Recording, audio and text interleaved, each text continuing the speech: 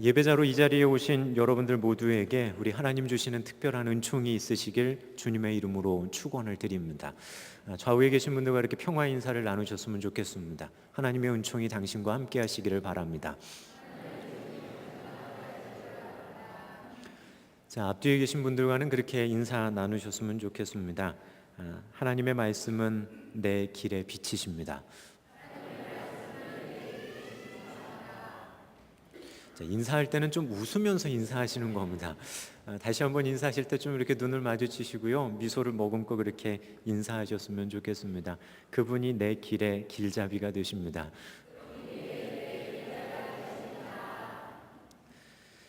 자신의 생각과 계획대로 되지 않을 때 우리는 두려운 마음을 갖게 됩니다. 뭔가 목표를 세우고 길을 걸어가려고 하는데 그 길이 틀어지는 것 같고 내 생각대로 되지 않을 때 답답한 마음도 들지만 그 답답함이 오래 가다 보면 두렵고 떨립니다. 이게 될까 안 될까. 그것도 사소한 길이 아니라 자신의 삶에 있어서 정말 중요한 여정을 이제 막 시작하는데 그런 일들이 벌어진다면 아마 한숨 나오고 그냥 고개 숙이는 그런 일들도 우리들 삶에 벌어질지 모릅니다. 근데 중요한 건 새로운 일들을 뭔가 시작한다는 건 낯선 일들을 한다는 의미인지 모릅니다. 그리고 자신에게 익숙한 일들이 벌어진다면 두려워할 이유도 없습니다. 익숙하지 않고 낯선 상황과 대면하다 보면 우리는 어느 순간 어떻게 해야 할지를 몰라서 우왕좌왕하는 모습들을 보게 됩니다. 그리고 그 낯선 상황들을 극복해 나가고 돌파하는 방법은 그 상황 속에서 길을 잡는 것도 있지만 그 상황으로 들어가기 전에 이미 우리가 잡고 있던 길들, 그리고 그 길 가운데서 되어졌던 연습들을 통해서도 우리는 그 어려움을 쉽게 넘어갈 수 있다는 겁니다. 군에서 훈련받을 때, 임관하기 위해서 훈련받을 때 그런 특별한 기억이 있습니다. 뭐냐 하면 어떻게 저 훈련을 받지? 저걸 어떻게 하라는 거야? 라고 하는 일이 이제 눈앞에 주어졌습니다. 그게 뭐냐 하면 절벽에서 이렇게 밧줄에 의지해서 레페를 하는 거였습니다. 조교가 하는 거 보면 너무 쉽게 멋있게 하는데 그걸 막상 하라고 절벽 위로 사람들을 이제 구호를 외치며 올려 보내는데 그걸 붙들고 절벽을 내려올려니 정말 암담한 겁니다. 왜냐하면 지금껏 그렇게 높은 데 올라가 본 적도 없고 밧줄에 의지해서 절벽을 기어 내려와 본 적도 없기 때문에 그렇습니다. 방법은 열심히 설명해 줍니다. 이렇게 하면 된다고, 자세는 이렇게 하라고. 근데 정작 아무리 설명을 해줘도 절벽에 밧줄 붙들고 딱 서 있으면 그 자세가 나오질 않는 겁니다. 자세가 안 나온다고 밑에서 조교는 막 그 확성기에 대놓고 이름도 없습니다. 번호를 불러가며 똑바로 하라고 막 이야기를 합니다. 하고 싶지 않은 게 아니라 못하는 겁니다. 왜냐하면 전혀 익숙하지 않으니까. 억지로 한 번을 내려왔습니다. 한 번으로 끝날 줄 알았더니 또 올라가라는 겁니다. 두 번째 올라갔습니다. 두 번째 올라가서 내려오는데 이번에는 예전과는 조금은 다른 마음으로 발을 내딛기 시작을 하는 겁니다. 그러더니 절벽 끝에 와서 딱 서서는 그래, 예전에 이렇게 했었지. 다른 훈련 때도 이런 거 비슷한 거 해본 적 있어. 그때는 그냥 편안하게 내려오는 겁니다. 두 번 끝났으니까 안심하고 있는데 제 번호가 이름이 고다 보니까 앞에 있었습니다. 시간이 남는다고 또 올라가라는 겁니다. 세 번째 올라갈 때는 어떤 마음으로 올라갔을까요? 세 번째 올라갔을 때는 오히려 고르라는 겁니다. 두 군데 중에 어디로 갈 거냐고. 그럴 때 딴 사람들 가기 싫어. 나 여기 가겠다고. 왜요? 이제는 재미가 붙었던 겁니다. 그리고 나서 마지막 내려올 때는 정말 편안한 마음으로 두려움이라는 건 모르고 정말 재밌다라고 하는 생각을 가지고 내려온 적이 있습니다. 왜냐하면 모르는 것도 방법을 알고 처음엔 익숙하지 않지만 여러 번 하다 보면 처음에는 두려웠던 그것이 나중에는 어떻게 되냐면 즐기는 상황이 되어지는 겁니다. 왜냐하면 몇 번 하는 과정들 속에서 해야 될 방법도 알고 길도 알고 어떻게 해야 하는 요령까지도 아는 겁니다. 삶의 여정을 걸어갈 때 우리가 막막함이다라고 하는 것과 부딪힐 때도 그런 비슷한 상황인지 모릅니다. 그 상황이 두 번, 세 번 반복되어지면 익숙해질 수 있어야 되고 그것을 헤쳐나가는 무엇인가 방법대로 해보려는 노력들이 쌓이게 되어지면 우리는 너무나 능숙하게 그 상황들을 넘어갈 수 있게 되기 때문입니다. 어떤 분들은 흔히 우리에게 찾아오는 고난을 파도에 비유하는 분들이 있습니다. 그러면서 그 파도는 헤쳐나가려고 고민하는 게 아니라 여러분 파도를 타라고, 파도를 타는 법을 알게 되어주면 오히려 넘어오는 그 파도가 두려움과 무서움이 아니라 우리는 그것 가운데 즐길 수 있는 마음까지도 가지면서 파도를 타 넘을 수 있노라고. 두려움과 어두움으로 상징되어지는 그런 시간들을 지나면서 우리는 그런 익숙함들이 우리들 속에 있기를 바라는 것이 사실입니다. 하지만 익숙해지기 전 처음 그 막막함과 대면하는 그 시점에는 무엇인가 확실한 게 하나라도 있으면 그거를 잡고자 하는 마음이 우선입니다. 어떠십니까? 세상의 막막함들, 아무것도 안 보이는 깜깜한 상황에 딱 대면했을 때 뭔가 확실한 거 하나라도 있으면 좀 그거라도 잡아보려고 하는 마음이 우리들 속에 있지 않으십니까? 여러분들은 그런 상황이 되어졌을 때 그 삶의 막막함에서 무엇을 붙들고 계십니까?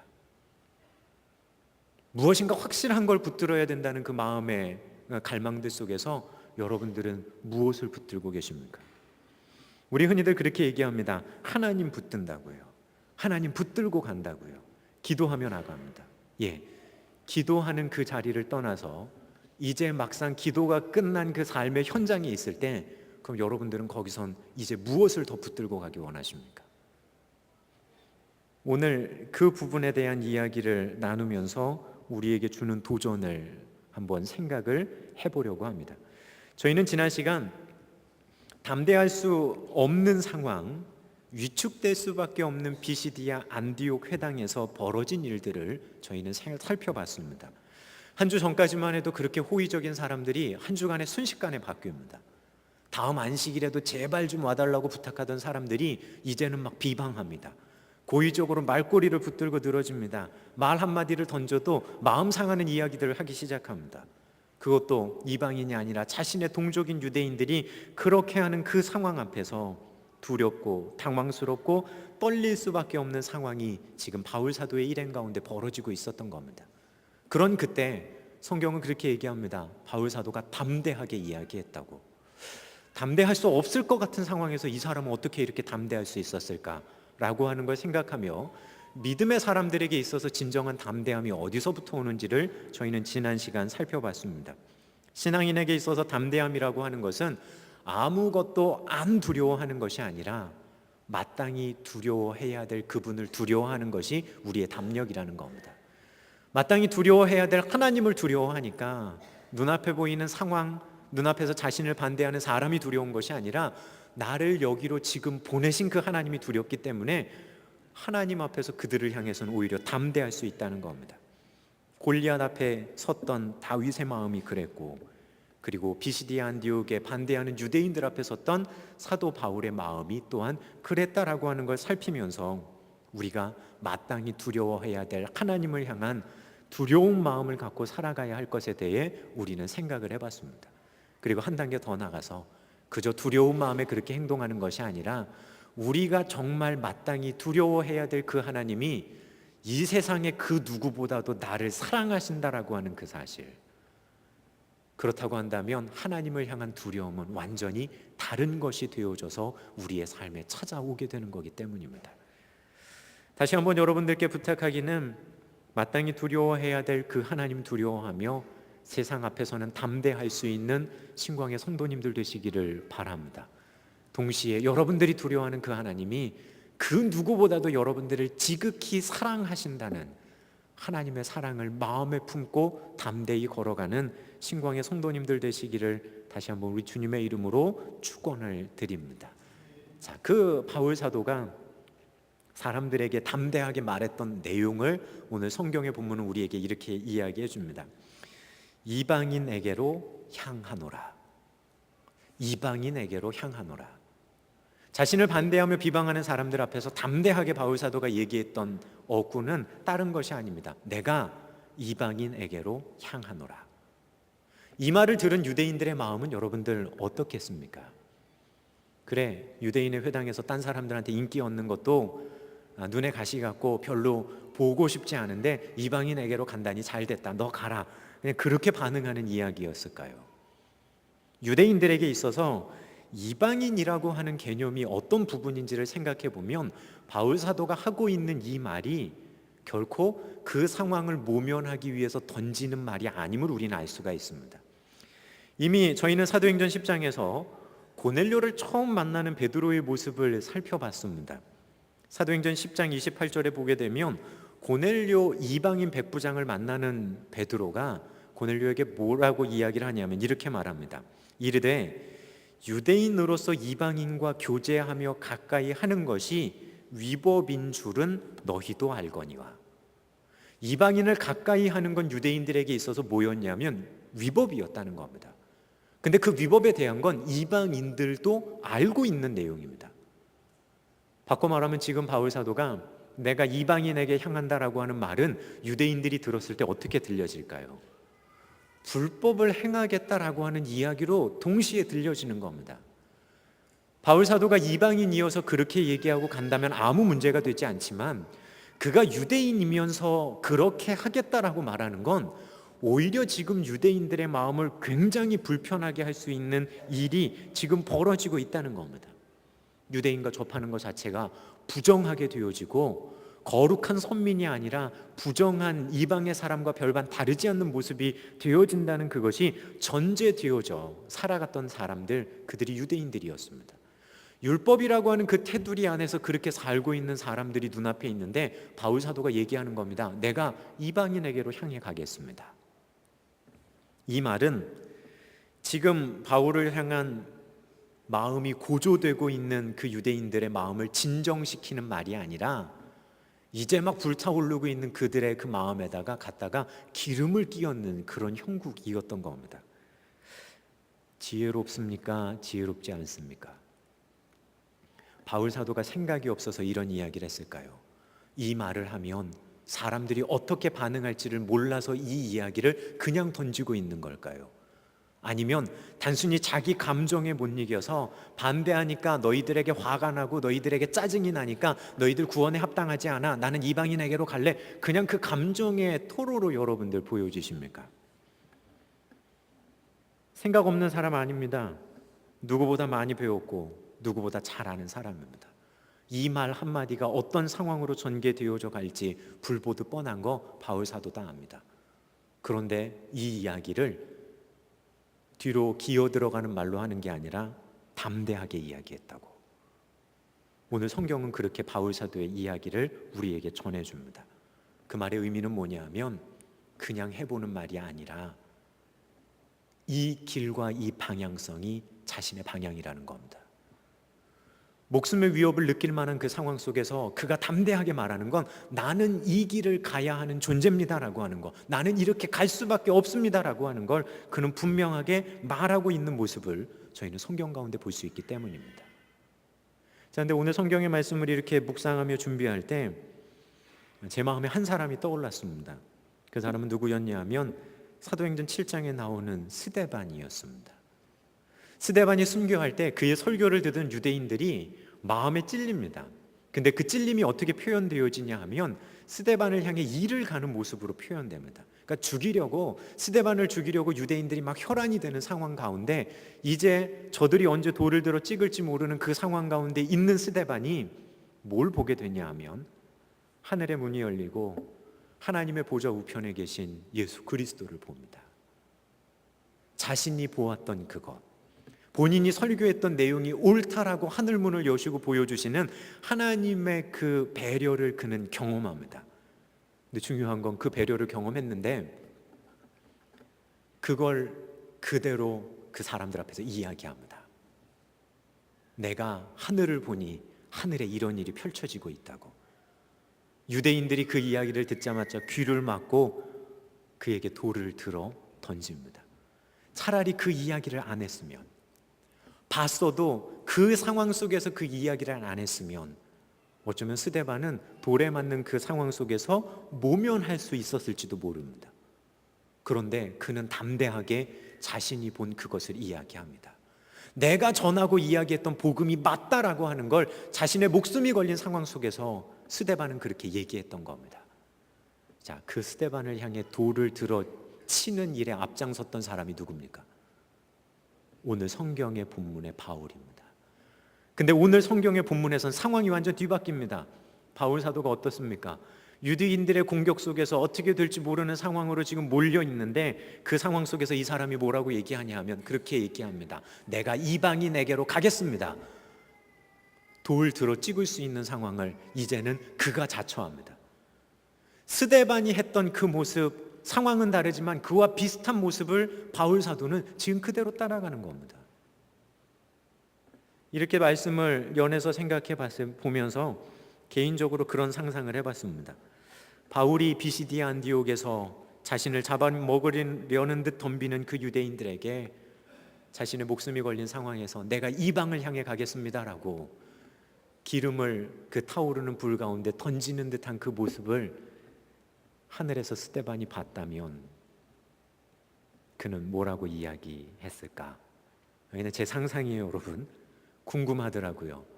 본인을 돌로 찍었던 그 바울이 복음 가운데 바뀌어서 이젠 정반대의 상황이 돼서 그런 일을 스스로 자처하고 있는 그 모습을 이미 이 세상에는 없지만 스데반이 천국에서 보고 있었다면 뭐라고 얘기했을까?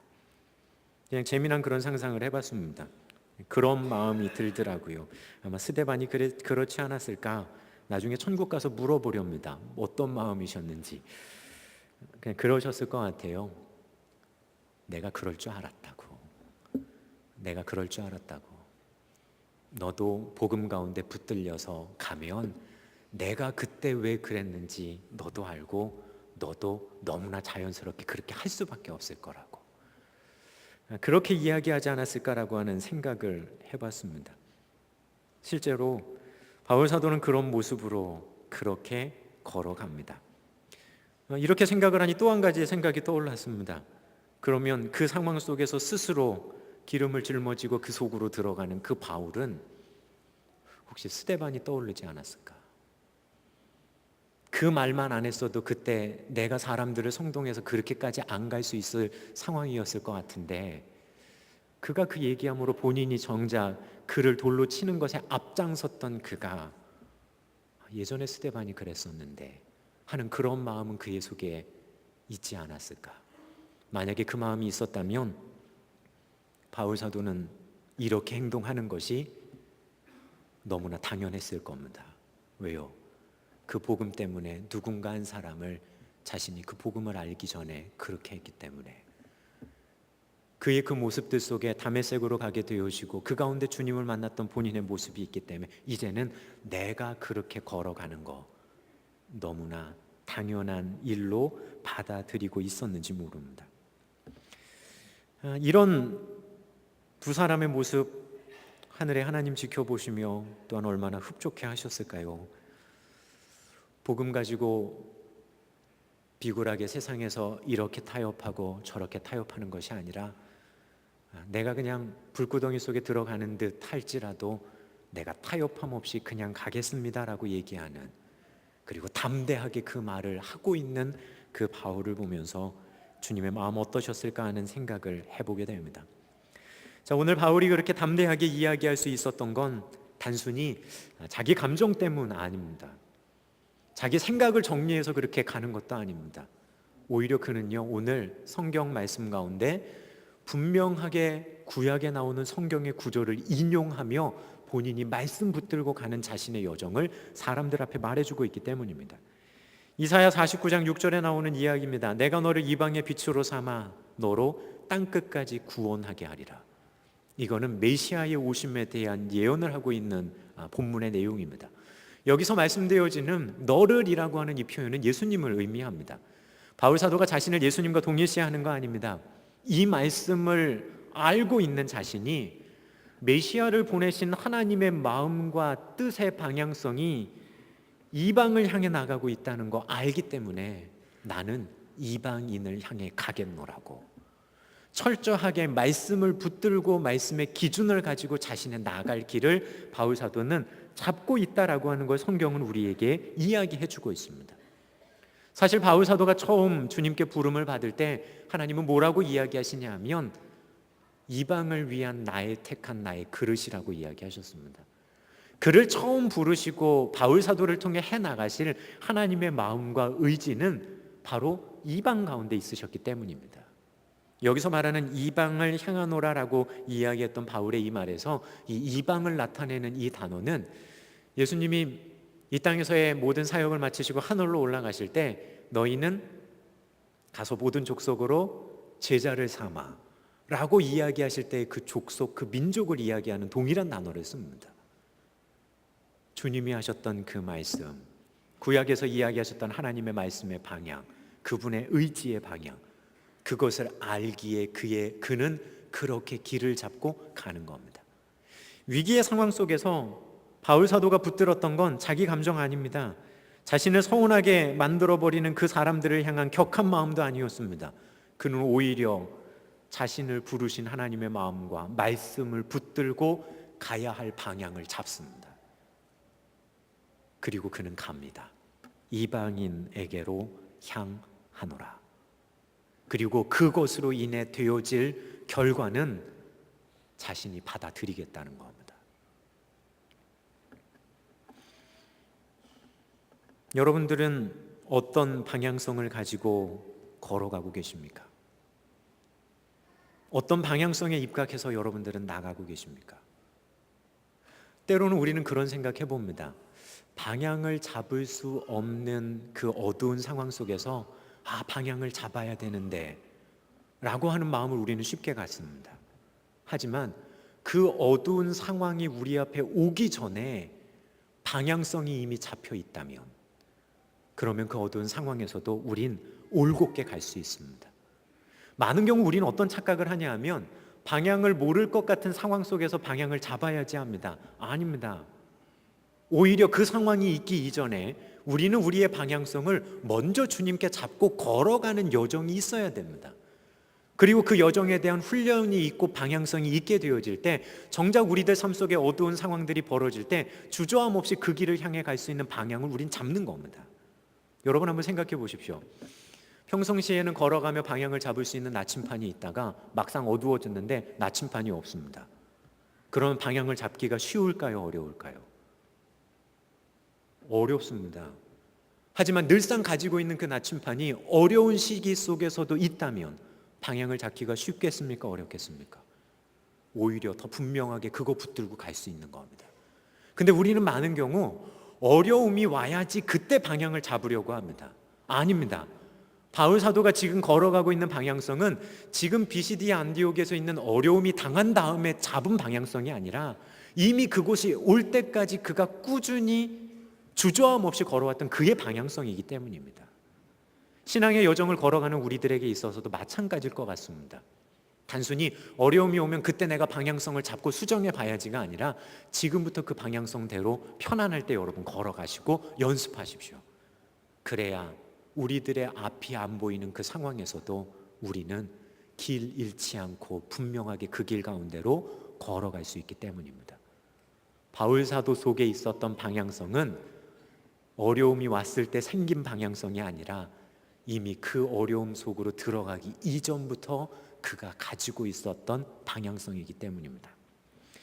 전도서 12장 1절로 2절에서는 전도자가 이런 권면을 사람들에게 합니다.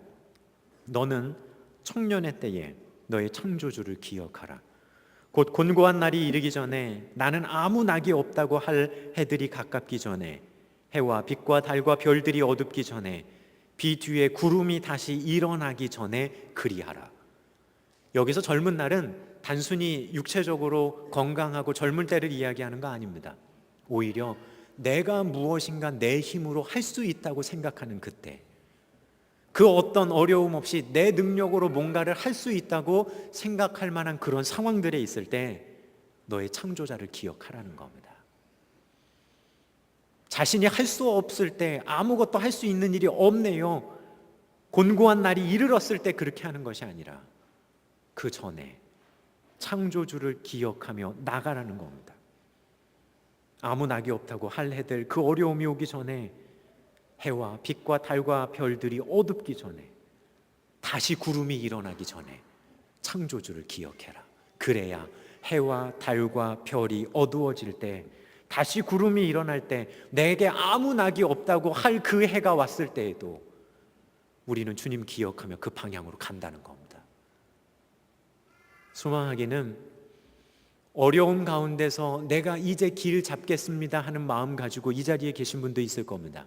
예, 몸부림치며 주의 말씀 붙들고 그 길을 갈 수 있는 여러분들 되시길 주님의 이름으로 부탁을 드립니다. 아직 여러분들이 생각하기에 공고한 날이 이르지 않았다라고, 나는 지금 하나님 주시는 평안함을 누리고 은총 가운데 있어라고 생각하시는 분들이 있습니까?